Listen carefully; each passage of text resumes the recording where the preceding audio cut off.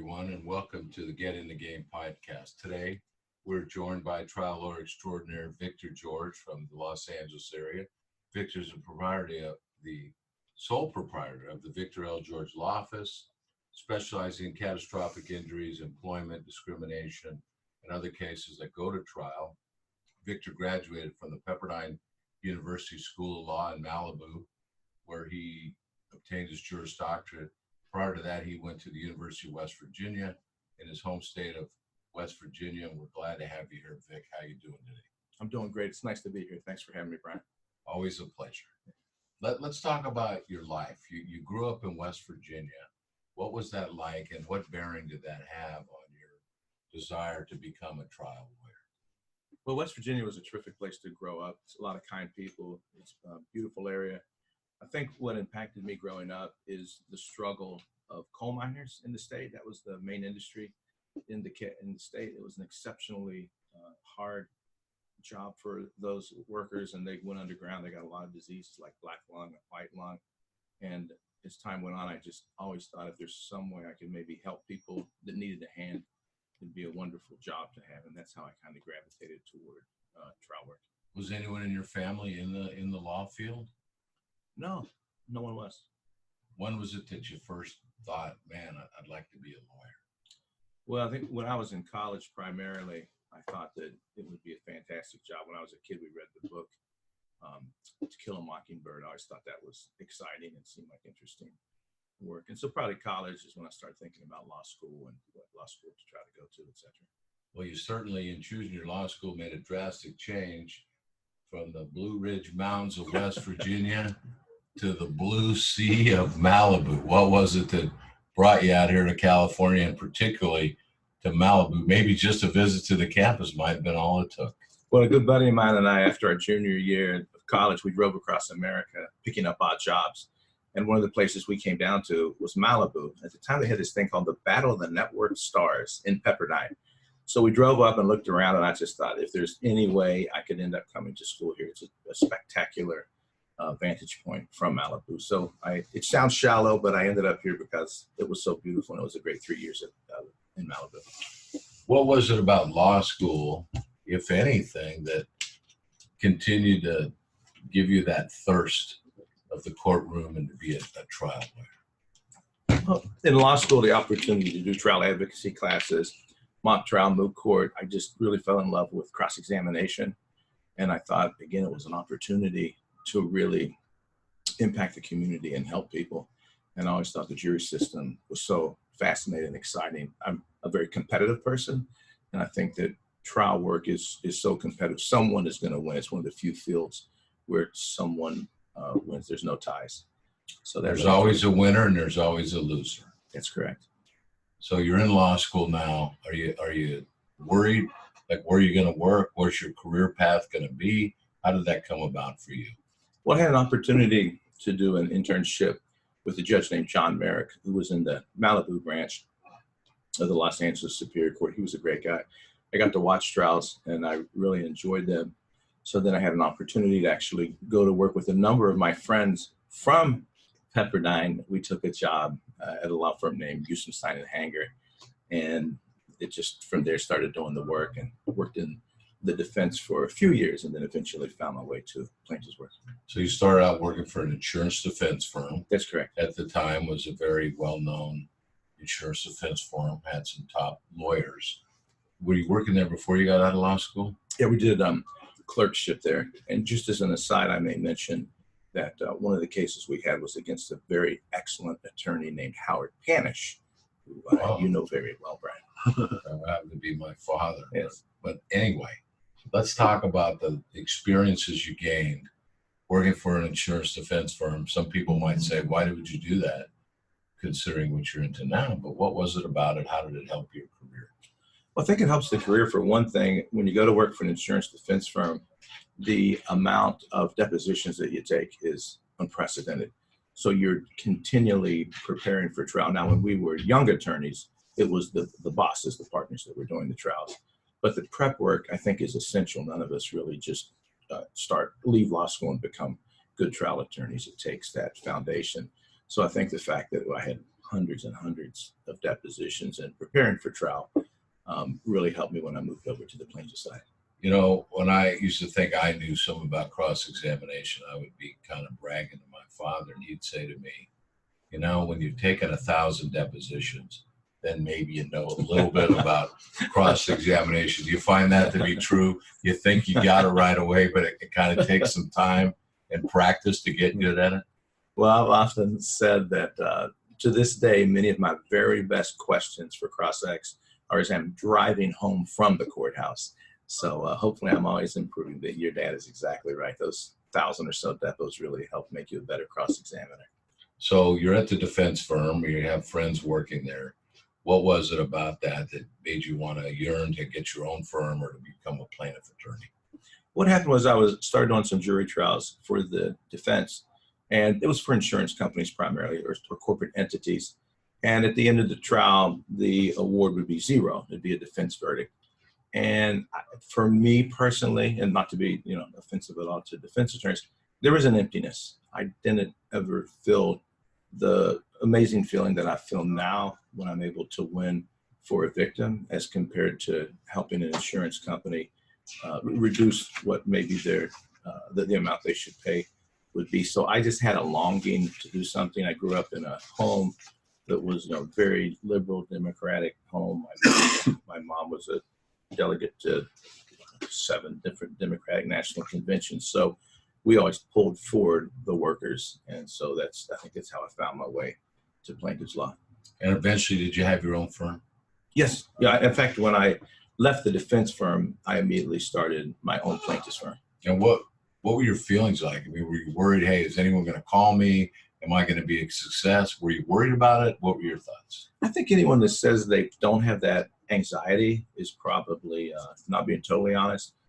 When you get that paycheck every 2 weeks and your bonus at the end of the year, there's a comfort to that.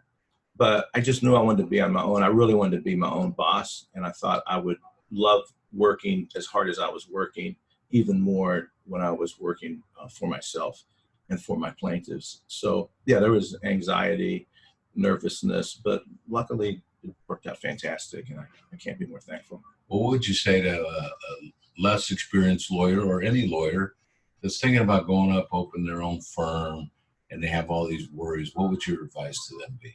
Well, I think they do themselves a huge favor by talking to everyone in their network, anyone.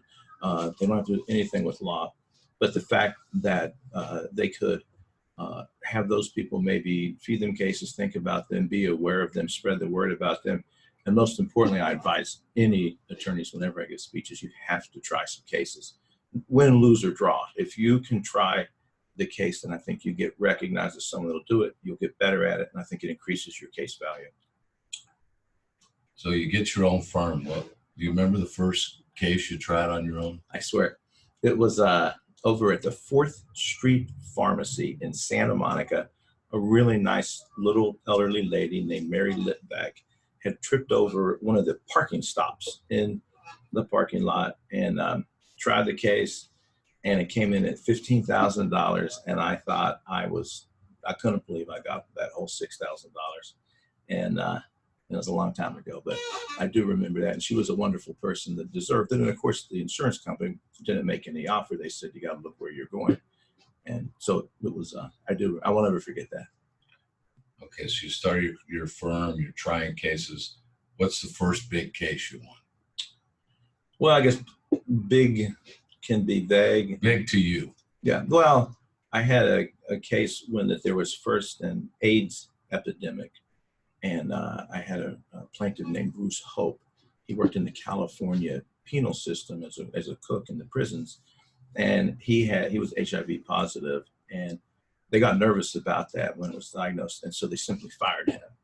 And so tried that case. It was when the HIV people still weren't obviously comfortable with it. And people and employers didn't know quite how to handle it.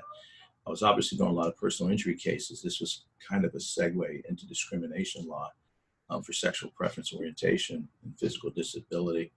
And the verdict came in. There was I think the state of California offered $100,000. So you were suing the state that runs the correctional facilities. That's correct.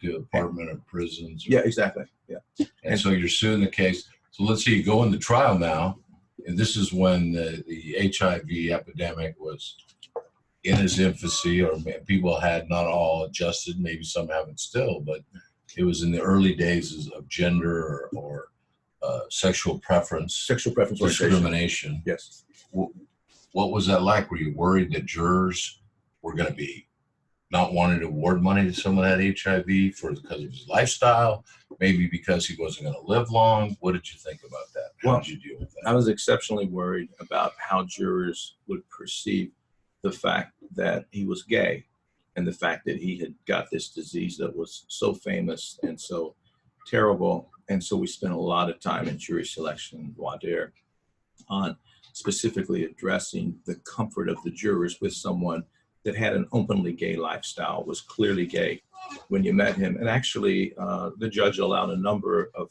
for-cause challenges, because a lot of people on the jury were honest enough to say that biblically, that they believed that the Bible was against homosexuality. So these jurors did not feel comfortable sitting in judgment of a gay person. So I was able to get them off the jury, and the jury that we had was fantastic. And they came back at $2 million, and he only made $22,000 a year. So it was a remarkable result back then. And I think really maybe opened some doors for, hopefully for less employers to be more discriminatory toward gays. And is that how you kind of got into part of your practice, which covers the employment arena? Yes, indeed. Now, looking back at that case for the cook, as a plaintiff lawyer, you go first. You have some issues usually in a case that goes to trial. You're now going to start the jury selection. How do you address those issues with the jury? Do you write out the questions? Do you have certain areas? How do you go about doing it? Well, I never stand behind a podium. I never look at notes during voir dire. I try to establish full eye contact. I always memorize all of the 18 jurors' names, their last names, to speak with them with respect. Let me just interrupt you. And in California, it's a little different from our listeners in other states, but there are 12 jurors, and when you're picking them, you put 6 in the front. They call that a California 6-pack, or 18 jurors. And that's just one of the ways in California. They do it many other ways, but go ahead. So what I always try to do in jury selection, for me, jury selection is really jury deselection. So I am always just talking about all of my bad facts and the things I always, when I give speeches, I say, I try to inoculate the poison of the rattlesnake. So I was very open with that jury right away. You have a situation with a disease that a lot of us are unfamiliar with, a lot of us are scared of. You know, Magic Johnson had retired from the Lakers based on just HIV, not on AIDS. And then the fact that it was a gay lifestyle, 20 years before there was ever a Supreme Court decision that gay marriage was okay. So I took all that on up front, and fortunately my jurors were honest about, a lot of their, what I'm going to call discrimination, but of their prejudice, which was just an innate bias against that lifestyle. So the jury worked out wonderfully. Okay. So then did you start to do more employment related matters? Yes. After that, obviously it got a lot of coverage, and it was kind of a new tort, employment law, wrongful termination, discrimination. So it wasn't something that many plaintiffs' attorneys were doing. So it opened a new door, and now it's a very popular and very necessary tort that is often litigated. Made the workplace, I think, so much better than, obviously back in the days of, for instance, Anita Hill, when these things like sex harassment first came up. Obviously, with the Me Too movement, just in these past 2 years, things have changed dramatically. For lawyers that might not know, in California, obviously, the law is fairly favorable in an employment case. Obviously, you have to prove some kind of retaliation, whether it be for race, gender, sex, sexual preference, etc., or a whistleblower type person. They can then recover tort damages and possibly punitive damages. What would you advise somebody that's interested in employment law, doesn't know where they should stick their foot in the deep end? What would you tell them? Well, I think you have to be careful with employment law. It's much more complicated and complex, obviously, than personal injury. You're always going to face a motion for summary judgment, because you have to carry the burden of proof that whatever the cause was for the termination did not have a, quotes, legitimate business purpose, end of quotes. And employers are smart. They're usually well counseled by in-house and out-house counsel. And when you have those people advising you, then normally the file is well documented. And so you're always facing an uphill fight against the very best law firms. So I think you just want to be aware of the challenges that come with it. But if you can get past that summary judgment, then there's a lot of value to your case, because jurors understand that the place of employment is so important to people and where they spend most of their waking hours. And most people generally don't like their employer, do they? Well, I think particularly, you're talking about corporate entities and things that we sue. I think they realize the corporation tends to strive for profits, where the employee tends to strive to make a living to feed their family. So I think we're always have a little bit ahead in the race in an employment discrimination trial. Okay, let's talk a little bit about wrongful death, personal injury. I know what your favorite case is, so why don't you tell us a little bit about that case and what that was about and the hurdles that you faced in that case. Well, I mean, certainly it was a tragic, terrible case. But it was a great result for the clients who were there with you throughout this battle. Set the stage for us. There was a young man who was 16 years old, and he had gone on a sweet 16 birthday party. And the family, not his family, he was just a party goer, had hired a tour bus company in Los Angeles called Starline Tours. They had a double-decker bus. So 30 children, about 16 years old, got on the bus, and it was to go up to Hollywood and see the Hollywood sign and Mann's Chinese theaters and those places. And as they took that trip, the mother had got off in Hollywood and bought alcohol and provided it to the children, who were all underage. The kids were drinking the alcohol, and eventually, as time got a little bit tight to get back and start at 4 p.m., was to conclude at 8 p.m. Then the bus, instead of taking the normal route home, which was surface streets, got on the freeway. And tragically, as the bus was going down the freeway, all of the children were up on the top level, and they were up and dancing and singing and partying. And very sadly, my client's son is the very, very top of his head impacted a freeway overpass as it came down. And he only lived about 2 days later, long enough so they could harvest all of his organs to donate, and then he passed away. So when you met with the family, I assume there was some anger? Yeah, I have 5 kids. Brown, you have 3 kids. It's unfathomable. I think particularly someone's just going to kind of a birthday party in the middle of the day at 4 o'clock, and you get a call that something terrible happened. So they were heartbroken, angry. We didn't know until 6 months later, when the CHP report came out, that the mother had provided alcohol to the children. But the target in the case was always the Starline Tour bus. So you file the case, and you have the family that's running the party, and then you have the tour bus company that has a driver. They supply the bus. I know there was a claim as to where your client was able actually to stand. Maybe that would have been proper and things like that. So you filed the case. Did they say, "Oh, we're sorry, let's sit down, let's try to work it out"? No, they didn't take that posture. The posture was that based on the children being underage and drinking alcohol and being above the legal limit, which when you're 16, there is no legal limit. But for all those reasons, they, of course, turned the case against the victim. And in fact, when we first sued, we just sued the bus company. We did not know about the mom giving the boost. She became a defendant later once the police report came out, and that was shocking to everybody. So I assume one of the defenses of the charter bus company was blaming the mother for giving the alcohol, not supervising the kids. And I assume another defense was your client standing up on the bus and putting himself in harm's way. And being legally drunk. Drunk at the age of 16, but he didn't bring the alcohol. It was supplied to him by adults at the location. Now, what about the tour bus company? Were there issues relating to the corporate structure to get to where the money was?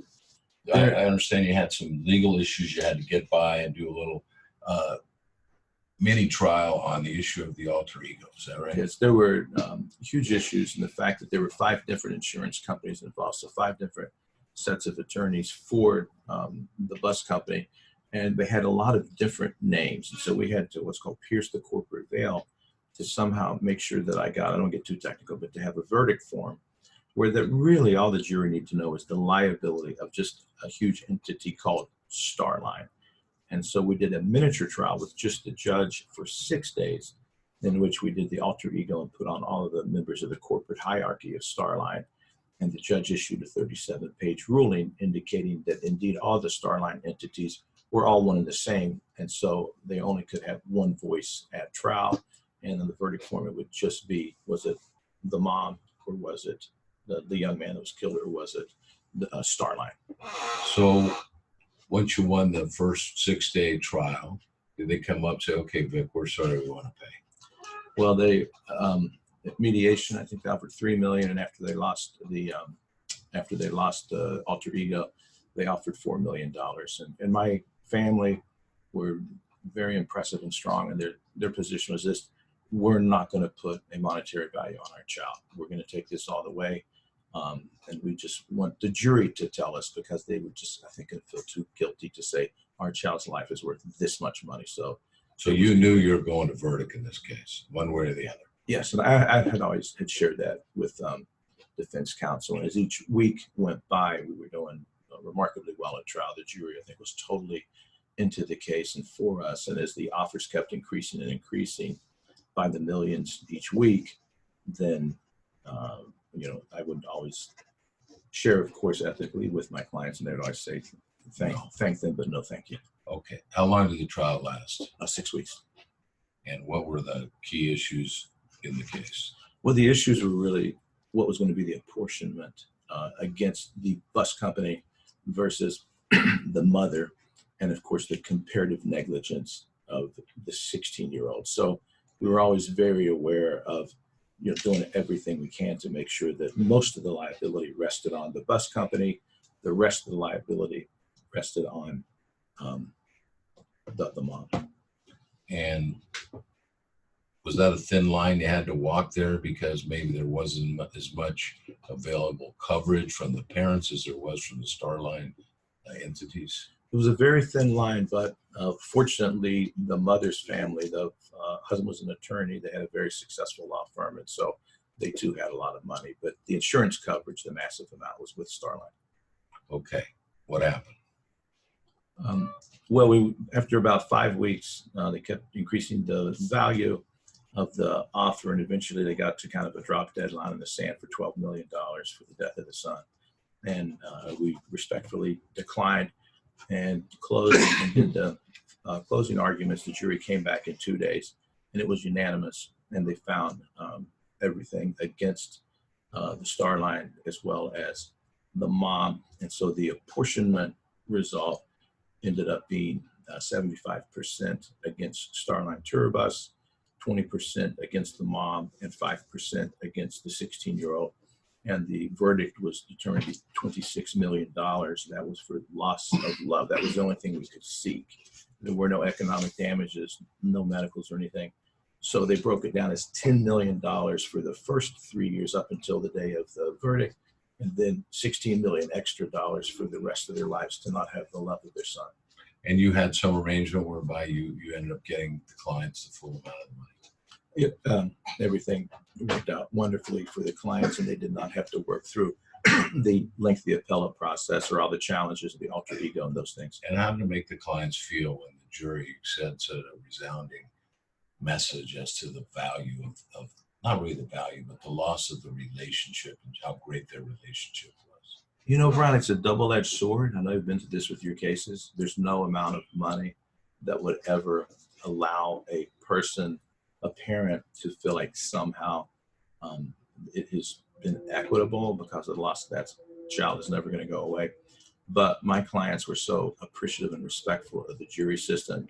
They so loved that jury. We had actually a wonderful party that my clients put on for the jurors, and all the jurors came, and they just couldn't have thanked them enough for understanding and believing and showing them how special they thought their young son was. And that your clients then had confidence that the civil justice system does work and the jury does do the right thing most of the time.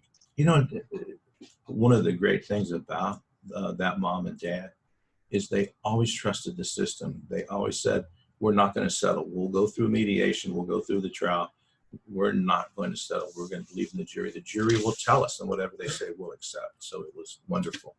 Well, we're running out of time, Vic. You have so many great cases to talk to and talk about. My pleasure to have you. Got to get you back soon. And thank you so much for spending some time with us here in your busy schedule. Thank you very much for having me. It's always great to see you, Brian. Thank you. Take care, bud.